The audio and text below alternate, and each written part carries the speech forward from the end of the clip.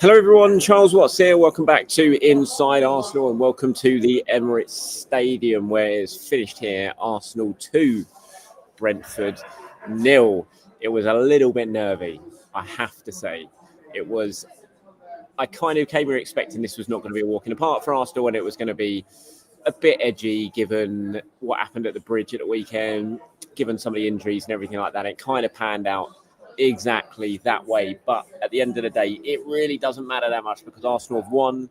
They've won 2-0, they've kept a clean sheet and they've gone back 5 points clear at the top of the Premier League table. So I'm doing this a little bit differently. Normally obviously I just sort of upload this, but I thought I'd do a bit of a live stream today, so we will be talking about that. Sorry, I'm a little bit distracted because just above me on the screens here at the press box they're showing Leeds versus Chelsea, and Leeds have just gone 3-1 up against Chelsea with some hilarious defending, which I wish Chelsea had defended like at the weekend. But anyway, yes, I thought I'd do a live stream and go over immediate match reaction to today's game, go over my player ratings, and look at what you guys have been saying. Like Michael here, who says 3 massive points, and they were 3 massive points, no doubt about it.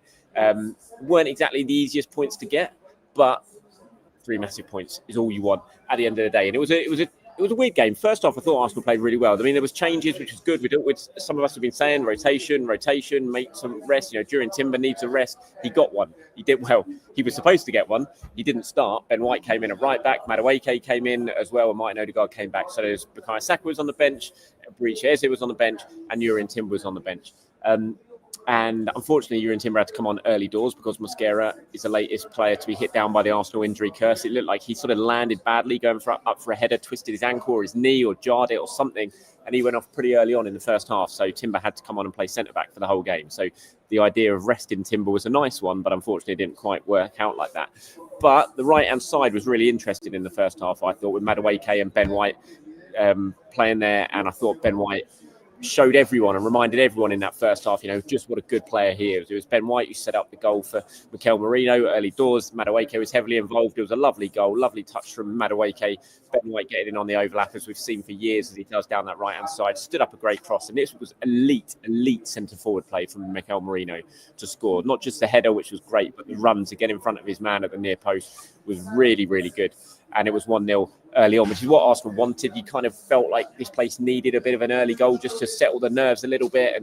And after what happened at Stamford Bridge, and there was some good stuff in that first half from Arsenal, some good stuff. But they couldn't find a way to get the second goal. Martinelli had a shot that was just over after some more really good play down the right-hand side. There was other sort of bits and pieces which could have resulted in a second goal, but didn't. Brentford had a really good chance at the other end from a set piece, which always looked like if they were going to score, it was going to be from a set piece or from a long throw. Brentford were very, very direct. They transitioned very, very quickly and very directly. One long ball down the channels, and they win a lot of set pieces or long throws by that because the attacker gets himself one-on-one and isolates a defender and gets a corner or gets a set piece. It was from one of those corners that was swung in that I don't know what happened with the Arsenal marking, but Schade was unmarked 5 yards out. It looked a certain goal, and he headed it really well from point blank range. It was a brilliant save from David Raya to tip it onto the bar. It really, really was. So that was a nervy moment for Arsenal that they escaped. So 1-0 at half-time. Sorry, the big shout at the Chelsea game. I was wondering what was happening there. But yeah, so the second half, Brentford started the second half well. I'm not sure if Brentford started the second half well or Arsenal started the second half badly or poorly, sloppily, slowly, however you want to describe it. Very similar to what they did at Stamford Bridge at the weekend. They were giving away a few corners in the early days, and it just gave Brentford a little bit of hope, a little bit of something to hold on to. There was a series of set pieces early on in that second half for Arsenal. They dealt with them relatively well, to be fair to them, but it just gave that sense of gave that sense that there could have been an equaliser coming from one. You know, they had to be really, really switched on from the set pieces, and they were. As the half wore on, it became pretty strangely stretched for an Arsenal game, I thought. And Calafiori had a chance that was saved. Saka, who come on in the second half, had a chance to follow up, got it all wrong, and the keeper saved it comfortably. Mikel Merino from a Declan Rice shot, which the keeper spilled, had a good chance, but he couldn't quite stretch properly to get it with his right foot, and he put that wide. And you just wanted that second goal. You really wanted that second goal just to ease the nerves. And it came right towards the end. Merino, who dropped in to play in midfield by that point, got the ball, sent Saka away. Saka sort of turned, beat a couple of men and shot. Looked like Kelleher had saved it, but it just crossed the line and went in. And you could sense just the relief around the place when the ball bounced and went over the line and the goal was given. And, it was game, set, and match at that point for Arsenal. And in the end, a good 2-0 win. The injuries again are a concern. Declan Rice limped off at the end, which you hope was nothing more than cramp. He did come on afterwards and was out celebrating on the pitch at full time, and he looked okay. So I'm taking that as a positive. But yeah, Mosquera didn't look good. Unfortunately, when he went off, he could see landing on something, his ankle or his knee, and that's a concern. Timber, we'd hoped to have a bit of a rest today. That couldn't happen, and whether Mosquera is going to be okay for the game of the weekend against Aston Villa remains to be seen. Leeds are just attacking again, put one over. But on the whole, 2-0 look. You take it all day long. I'm going to do my player ratings in a minute, but let's go through a few of what some of you guys have been having to say. Go on from Colin there. Big shout out for the Rice save. Exactly. It was massive. You need your goalkeeper in moments like this, in edgy games like this. And David Rice stepped up exactly when Arsenal needed him. It was a fantastic save. The reaction, because it was point blank from Sharda and he got a lot of power into it. To tip that onto the bar the way he did was really, really impressive from Raya, and exactly what you want from your goalkeeper. I thought his handling was really good throughout, Raya as well. He was good with his feet. So, yeah, good one for him. Hannah says Ben White was on it today. He absolutely was. As I said, it was just a reminder, I think. And we shouldn't need a reminder because we know how good Ben White is. But it was just nice to see him out there doing what we know Ben White can do, getting on the overlap, stretching teams. Him and Madueke were really promising in that first half, I thought. So, really good for him. Hello, Ollie, mate. Hope you're well. Good to have you on here. What's the nature of the Mosquera injury? Says Dyer. It's too early to say now. I haven't been in Mikel's press conference. Will be starting in a minute downstairs, I imagine. But it'll be too early for that. We might get a hint of what it was, knee or ankle, because I think that's pretty unclear. But in terms of the extent of an injury, it's far too early to say that. Matthew says, did you get a look at the Rice injury? No, he was pointing at his calf when he was talking to the trainer who came down, but I couldn't tell if it was cramp or if it was anything more than that. We'll have to wait and see. The thing with Rice, he does tend to recover very, very quickly. He looks knackered all the time towards the end of games, and you think, surely he won't play at the weekend, but he does. So hopefully it's just going to be no more than cramp for Declan Rice, but maybe again, we'll see what Mikel says afterwards. I'll get to my player ratings in a minute. Paul says, please rate David Raya more than a 6. Amalama says, big result as the squad's work towards full health. I'm not sure this squad's ever going to be at full health. I have to say, it just feels whenever someone comes back or you get some players back, more players get injured. It's just the theme of the season. Sonny says, Chelsea losing 3-1. Florian Wirtz has just scored a goal for Liverpool. So NSW saying Liverpool losing 1-0. Not anymore. It is 1-0. Florian Wirtz has just scored his first Liverpool goal to draw them level. All going on at Ellen Road. Sorry, I'm very distracted by what's going on. Why would Saka have given it to Gyökeres? I don't understand. Why should he have given it to Gyökeres? I don't quite understand that. Dyer says, Mikel Merino is now starting number 9, guys. It's his shirt to lose. He was great today. Again, the goal, I said it before, it was proper elite centre-forward play from Merino. The run and the finish to get in front of his man and to score, the power he got on the header was really, really impressive. Great. It is his shirt to lose. I'm just watching Victor Gyökeres out there now. The Arsenal substitutes are out on the pitch doing their warm-ups. Got Gabriel Jesus just getting in down the right-hand side and crossing the ball in for Victor Gyökeres. But defender got it clear. So Gyökeres got on for the last sort of 10 minutes or so, which is good as he continues to step up his fitness. But yeah, it'll be interesting. Look, again, nice play from Gabriel Jesus there on the Max Dowman crossing in, or Lewis Skelly with a header that was saved. Always good. I always enjoy watching the substitutes have their little game at the end of this game. Glensy Blowers says, I thought Merino was man of the match, although Ben White... Did Ben White get it? I don't know. You'll have to tell me in the comments if Ben White got it. I don't know who got the official man of the match. I'll give mine in a minute when I get to my player ratings. See what some else are you saying. Dino says, fingers crossed for Rice. Yes, we absolutely need Declan Rice to come through that. honestly, my throat is absolutely killing me. It really is. Have a look at what someone else says. Someone said, I thought Saka was poor for the goal. He should have squared it and got lucky. I mean, I'll have to have a look at the replay again. And they're still showing the Marino goal at the moment on the replay on the screen in front of me, but I just hadn't noticed it, that he should have done something for Gyökeres. But look, he scored. It's not getting lucky, he scored. So I will take that. Dyer says, world class. We've got a shout for Zuba Mendy here, saying he was class all game. Ollie says, feeling much better once that full-time whistle went in. Let's get Saturday done now. You haven't actually seen the Villa games. Twitter went down halfway through the second half, so I was unable to tweet or anything. So I haven't actually seen what the Villa game is. I saw they come back from 2-0 down to be drawing 2-2 at half-time, but I don't know what the score is now.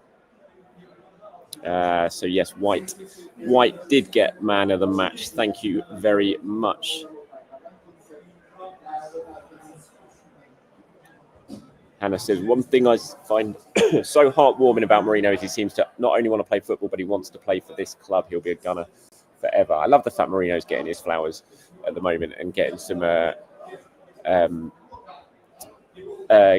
appreciation, because he's an excellent player. He really is. Liam Brady, not the Liam Brady, I'm sure, says, what do you make of Arteta's changes tonight? I thought they were good. You know, I wanted Timber to get a rest. I wanted Saka to get a rest, and they did. So yeah, I thought they were good. I don't think he could have made too many other changes. You know, I know there's some talk about maybe he should have done it in midfield, but I think when you've got your two relatively new centre backs playing together, you've also taken Timber out the side and brought Brent White in. I'm not sure you can do anything to that central midfield in the same game. It just feels like that's too many changes. Oh wow, that's a good win for Aston Villa. Villa won 4-3 after being 2-0 down at Brighton. That's a good win. Could have done with them losing today. Just a sort of energy sapping defeat would have been nice ahead of Saturday. Gift Sama says, Inside Arsenal, top podcast for me on Spotify. Rap Charles, congrats. Right, I'm going to go through my player ratings now, guys. So give me a minute. I'm just going to bring them up so I can actually remind myself of what I gave everyone. Right, here we go. So player ratings for tonight's game. David Raya. 6 out of 10. No, I'm joking. It wasn't 6 out of 10 for David Raya. 8 out of 10 I've given David Raya. It was an outstanding save, genuinely world-class save from David Raya at a crucial moment for Arsenal. But I thought his handling was excellent. You know, he had to deal with an awful lot. Brentford were, the long throws from Kyoto, the set pieces were coming in. He had to deal with an awful lot, and he did it very, very well. He commanded his box well. He was good with his feet when he needed to be. You know, when called upon to make a top class save, he did that. So I've given him 8 out of 10. David Raya. Ben White, I gave him 8 out of 10. He did fade a bit in the second half, but that's understandable. His first start for a long time. In the second half, in the first half, I thought he was excellent. Really, really good. So I gave him 8 out of 10. I just really enjoyed watching that in the first half. It was down my side as well, so got to see it up close and personal, and it was really, really good. So I gave him 8 out of 10. Mosquera, obviously Arsenal's latest injury victim, as I said.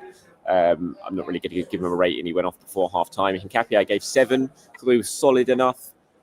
Coped pretty well with the pace and the sort of direct style that Brentford offered here.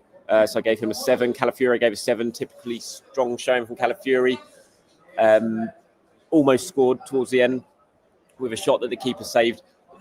Saka then put the follow-up wide. It was a soft follow-up that the keeper saved. But I gave Calafiori a 7 out of 10 in midfield. I gave Zubi a 7.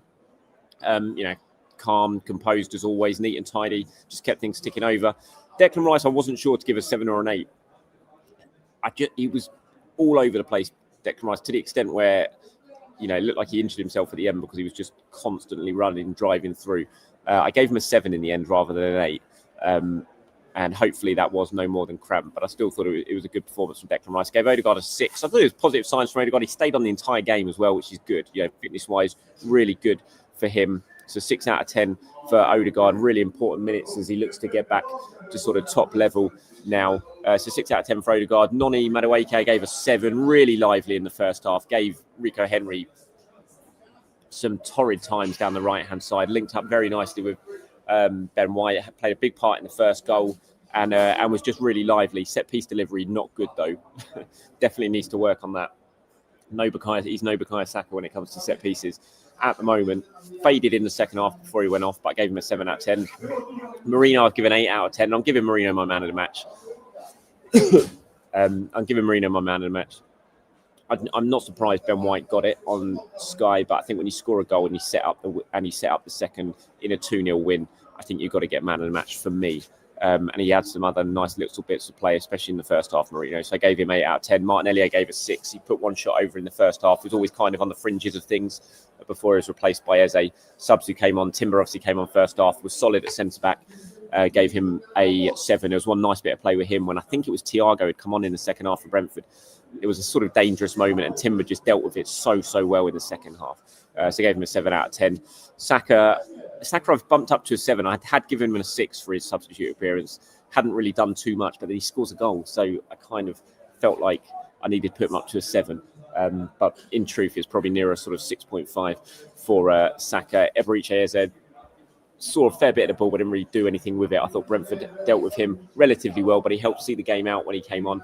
Gave him 6. Victor Gyökeres on for the final stages, didn't give him a mark. Gave Arteta 7 out of 10 as my rating. Made some changes, good ones, I thought, to give some players a rest. He's unlucky, obviously, that Timber came on. Timber had to come on earlier than originally planned, but I gave Arteta a 7 out of 10 for the job that he did tonight. Right, let's move on to some more of your comments before I wrap this one up and give my throat a rest. Let's have a sort of Sam says Saliba should be back for Villa. Okay, we'll see about that. That would be nice if Saliba's back, no doubt about that. So Richard said, I'm worried Rice should be rested for Saturday. I just don't think you could have rested Rice today with what was going on at centre-back. The fact that you'd rested Timber at right-back as well just feels like too many changes against a good Brentford side who are going to cause problems. So I'm not sure about resting Rice today, I have to say. Let's see. Smithy says, Benny Boy missed him. Are you positive about Saturday, says Khalid? Yes. I mean, I'm always positive about Arsenal. It's going to be a tough game, no doubt about that. But sorry, I thought Chelsea had just scored, but they hadn't. It's going to be a tough game. Villa Park's always a tough game, but look, you want to win the title, you got to go there and win these sort of games. Just like you had to win tonight in a tricky game when things weren't all going your way. So yes. Fahan says, good morning from Malaysia. Big up, Charles. Hello, thank you very much. Hi, Charles. Don't you feel Saka's been playing very selfishly these days? Fortunately, he scored, but that was a great moment to pass for Gyökeres. He doesn't seem to cross or assist these days. He assisted and crossed and assisted at the weekend against Chelsea brilliantly to set up the equaliser. I don't get this. I feel like there's like an absolute thirst amongst a lot of the Arsenal fan base that Gyökeres has to score. Right, I'm watching Saka's goal now. It's just coming on the replay. Let me have another look at this.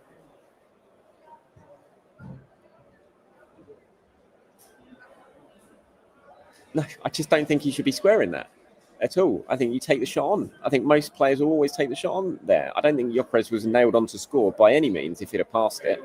There was players running back to the goal, towards the goal. I think he took the right option and he scored. I don't see any issue with that at all. It's a good ball by Mourinho. Good run from Mourinho as well. Good ball. A bit behind Saka, but he get it out of his feet well. Worked the shooting position. No, I'm sorry. He takes that shot on all day long. I've put no fault on Saka. Again, I feel like there's this thirst amongst the Arsenal fan base that Gyökeres has to score. He doesn't have to score. Anyone can score. And no, I think he's done absolutely the right thing there. Absolutely the right thing. Mikel Merino, absolutely. I'll be starting as a striker against Villa. I don't see why you wouldn't start Merino at the moment. I don't think Gyökeres has played 20 minutes in the last 5 weeks because of injury. He's not going to be bang on it. I'm watching that replay again. I don't know why people are saying he should square that for Gyökeres. There's a defender running right next to Gyökeres as well. Gyökeres wasn't even expecting the pass. You can see he's not even expecting the pass. I don't think he would have been in the right shooting. I don't think his body shape would have been right to take. Would have been correct to have a shot anyway. I think Saka gets that absolutely right. I don't get it. I don't get that. Right, I'm going to call time on this now because what we're up to 20 minutes, and I'm going to head off and I'm going to do the review show tomorrow morning. Of course, the more in-depth review show, looking at what Arteta's had to say, going over this more in depth. I'll go what you guys have had to say as well. Pull some of them together, your comments together, as always, and include them in the show tomorrow. So take it easy, everyone. Enjoy the rest of your evening. I'll be back in the morning to do it all over again. I'm going to head off now and get myself in the warm take myself home as well and get myself a lem sip, because trust me, I absolutely need it at the moment. Speak to you later. It's finished here. Arsenal 2, Brentford 0. 5 points clear at the top of the Premier League.